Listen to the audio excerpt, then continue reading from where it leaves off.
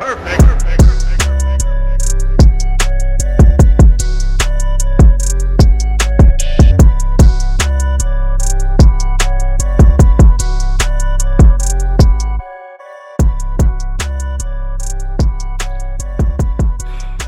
getting to the last week, and I come with a somber message because, as I always like to be transparent, if I claim that I'm a fantasy expert, I need to follow up with some proof.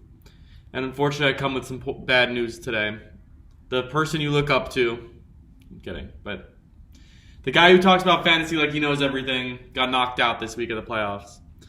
I'm in 3 leagues, but my main league is the one I consider the real league. The other 2 leagues, I am in the semifinals, so let me give me that. But this one, first round of the playoffs, too many injuries, too many COVID cases, but, we can't blame external factors. I didn't prepare my team enough. There was a lot of guys that we called on we didn't expect to call on this deep in the playoffs, but circumstances were the way they were, and as the coach of my boys, I wasn't able to prepare them enough to make the run. So that's just my honesty to lead off. If you sense a sad, depressed tone in my voice, you know why. Let's go on to talk about the league that you guys care about here, the League of Ordinary Gentlemen. First, the playoff matchups were predictable, and we're going to get there. But I want to at least give myself as an analyst credit that I did predict the finals. Was it the 2 teams on bye? Was it the favorites to beat the finals? Yes. But I predicted it. But I didn't predict what would happen in the consolation bracket, and that's where we're going to start. The Prophet against El Professor. If you're a fan of El Professor, you go into this week, you're projected 142. You're going against maybe the worst team in league history and Team the Prophet. I would have to look more into your league history, but I'd have to assume that's the case. And you go in and you're basically telling yourself, at least we get to finish this season with a win. We were a team that could have technically made the playoffs down the road. So at least we get to make the playoffs, end the playoffs with a win, but it didn't go that way. Team the Prophet puts up 121, a very respectable performance, even though Russell Wilson only gets 2 points at quarterback. So for you to put up 121 with that quarterback performance, something else went right. And something else went right, it did. With D-Hop out, Christian Kirk gets you 24.4 points, and you also get Boyd getting 22.6 points. This isn't a story about how Team the Prophet got his team together to be a very respectable team by the end of the season. This is ridiculous performances. You're not going to get good performances out of Kirk and Boyd often, and you get that. I will give you credit. Eckler on your team already says enough about how this team isn't maybe the worst team I've ever seen, but for you to finish with a win did take some luck, but it also just only took luck, I guess.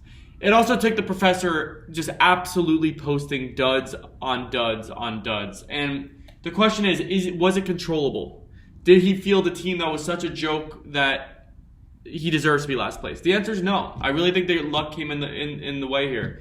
Kyler Murray had one of his worst games of the season. Gibson and Melvin Gordon combined for only 25 points. That's a pretty good running back group. Not a last place running back group. Pittman, Claypool, Parker, you have upside with all 3 of those guys. They combined for 20 points. That's awful. And then Freiermuth gets injured. Osborne, it was part of the worst Minnesota passing game I've seen all season. You don't get help from kicker defense, and it just was all around bad. So you end up with last place. We have to give Team the Prophet some credit. Gigantic win. Absolutely shocking the entire world. I don't know if you guys saw Twitter, but it was insane. And the play gets last place, that last place punishment. It's tough to watch. If you're El Professor, I want to know your comment. I could probably look in this group chat and see your official comment. But I believe you guys are talking about the last place punishment here, which I don't know what it is. Oh, he says, after the Super Bowl, I'm leaving the main league chat. If you need to talk to me, I'll be on the Pee Wee chat. And if that's if I choose to respond. So El Professor, you heard it here first, taking it very hard. His family and friends are checking in on him, making sure he's okay every so often, and I think that's the right thing to do because it's a dark day right now in El Professorville. But enough about that. Let's talk about the playoffs. Let's talk about the semifinals. Again, we're a week ahead of most other leagues, but the game that was, I felt like predetermined. I shouldn't say anything was predetermined. Let's remind, I predicted Glory Hole got a win by 39 points, and it turns out he got a win by 43 points, so let's get 42.5. So Rick was kind of close with that. And then with Pain Train and El Captain, I predicted a win of 27 points, and he won by 12.3 points. Let's just act like that's closer. But surprisingly, and this is where we're going to start, Pain Train and El Captain both with pretty bad days. And I say surprising because I expected more from both teams, but not surprising in that every league had teams having really off games. Low scores were very common. But for El Captain, the question is, of course, what went wrong? El Captain goes and decides to field Jimmy Garoppolo as his quarterback. A lot of people could comment on that. A lot of people could criticize it. But when you have Lamar out and you need to find a guy, Garoppolo is probably near top of the list. What you could have done, of course, hindsight's 2020, but you could have went with Huntley, I believe, the backup quarterback for Lamar. You knew he was going to run a similar style offense. You knew from last week he had some talent. It was a feasible play. Do I have the balls to do that? I don't think so. But it was a feasible play, and that would have gotten you another 10 to... Wow, that would have probably gotten you the win. He had 2 passing and 2 rushing touchdowns. That alone would be... Wow. I think that would have gotten you the win. That's tough. Hopefully it wasn't even part of your thought process. But yes, you get Garoppolo with 15.8, not a great performances. You get your normal Jonathan Taylor performance that we all knew he would always get you with that breakaway run. But where it really broke down is T. Higgins having an off game. Boyd instead having a big game. I've been talking about this passing game for a while with Cincinnati. It's one of those things that they just have so many talented wide receivers that it's just going to be inconsistent production, and that is what ended up costing you. Connor gets banged up, and then you just don't get help from the rest of the team. The Green Bay defense, -1 point, really crushed you because his defense outscored you by 15 points, and you lost by 12.3 points. So defense makes a difference here, and it just shows the importance of the defensive position. There's other guys we can talk about not giving great performances, but I'd say as far as what you could have foreseen, I think Van Jefferson potentially. I guess T. Higgins is the only thing that I would have said going into the week. I just don't like T. Higgins. But he was playing so well that I also don't want to say it was foreseen. It might really have just been a case of bad luck and bad performances. I don't love the defensive start, the Green Bay Packers. I had them going to this week, and I did release them personally because Baltimore's offense did look pretty strong last week after Lamar went down, and Green Bay's defense didn't look good against Chicago, and there were a lot of really good defensive options this week. But that aside, I don't want to say it's an earned loss. I want to say there was some luck involved, and you were just going against the better team because you still lost against Mixon. Got banged up. It was late in the game, but Mixon still probably had some more firepower there. Clyde Edwards-Helaire also had not a great week. Amari Cooper, awful week. But you still find a way to get the win when you're Pain Train, and I think a lot of that has to do with Herbert's. You had a huge advantage at the quarterback position. Going Herbert against Garoppolo is going to get you a win 9 times out of 10. By the way, Godwin also got injured. Wow, a lot of bad luck. I'm happy that you won because I would hate for your season to end like that. And the real story here is George Kittle. George Kittle proving to be a remarkable part of fantasy teams. Tight end, if you get a guy who get you 15 plus points, huge advantage. Kittle obviously banged up throughout the season. Probably was a reason that some teams may have doubted Pain Train throughout the season, mainly later, more recently. But Kittle in the last few weeks going crazy, and I think that's a big part of why Pain Train finds himself in the finals. But if you're looking at this team, you're looking at Mixon banged up, you're looking at Godwin out for the season. You look towards the bench, Swift probably going to be done for the season. So you're not going to get him back, and you really don't have any other help. So if you're a Pain Train, you're happy you're in the finals, but you're looking at Glory Hole and you're saying, I am absolutely screwed.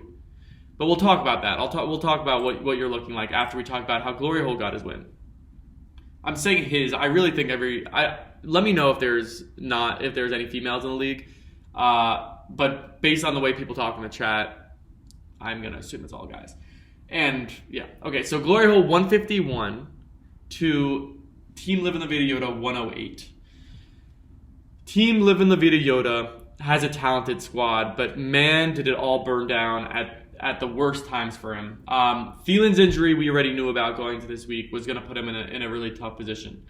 Then when you go into the week, you have some really, in my opinion, shocking bad performances. Shocking.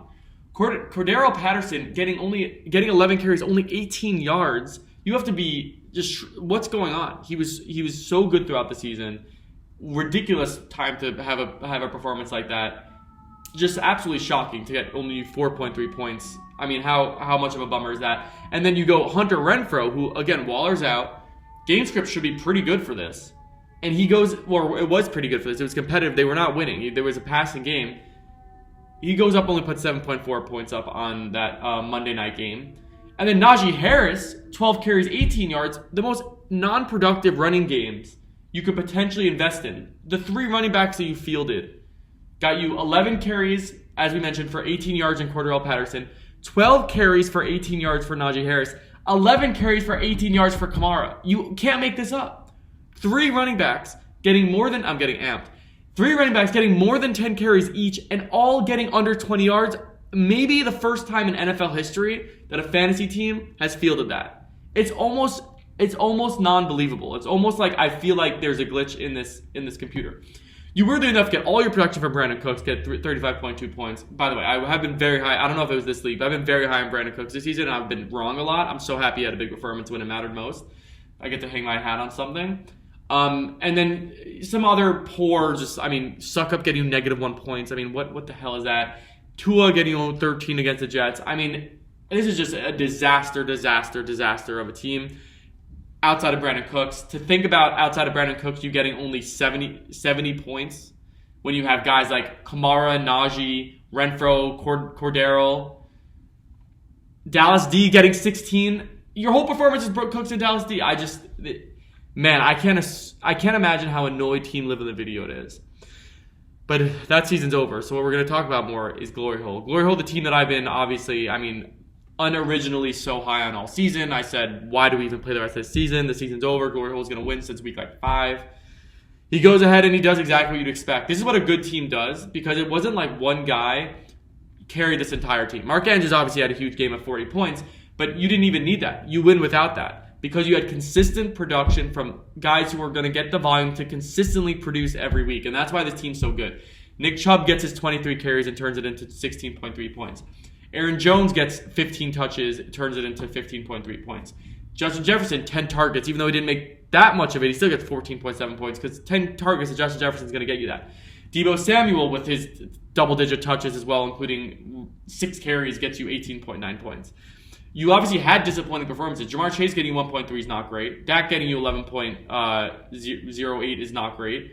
But the consistency, DJ Moore gets you double-digit targets, turns into 12.8. The consistency on this team makes this team basically unbeatable, especially as you look towards next week. I mean, this team benched Scary Terry, benched Foreman, benched Miles Sanders. These are guys who'd be starting on, I think, every single team in this league outside of Glory Hole. So I'm absolutely obsessed with this team. It's my favorite team out of any league I'm recapping.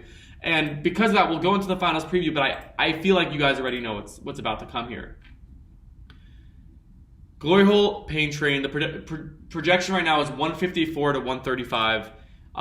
You already know what my prediction is going to be. I mean, when you're looking at team Pain Train, there's some injuries here. St. Brown's right now slotted to start. I mean, I obviously understand, especially against Atlanta, that you can have a good game, but you don't want to start him in the finals. You don't want to start Mooney in the finals. You know, these are all guys that would never start on the team you're playing against, and that makes it a lot harder. We are curious to see what defense you go with. Right now, you have Minnesota against the Rams. We're going to look to see who you pick up. That could make a difference, but as of right now, the talent is there, and basically barely enough for 122 points. For Glory Hole, I think it's absolute domination time. I think Aaron Jones and Chubb in their head-to-head matchup, Green Bay and Cleveland, are both going to have at least 20 points. I think Justin Jefferson's going to, even though he's going to be matched up against Ramsey, still going to be able to produce a good 15 points. And I think Deebo Samuel this Thursday night is going to go crazy. Crazy. Mark my words. And I think also Jamar Chase is going to have a bounce-back game. So all this to say, Team Glory Hole is going to get the win of all wins to just show the league how unbelievably good he is at 177 to, I forgot what I said about Pain Train, but I think that's like a 122 win. And I don't think it's going to be close, and I think Glory Hole is going to go down as one of the best teams in league history, because you guys all got robbed from having the worst team in league history and Team the Prophet. You cannot say that's the worst team in league history now that he didn't get last place. So I think you're at least going to be able to say, this year we saw the best team in league history after Glory Hole gets a convincing 50-plus point finals win. Best of luck. I'll see you guys next week to recap Glory Hole's win.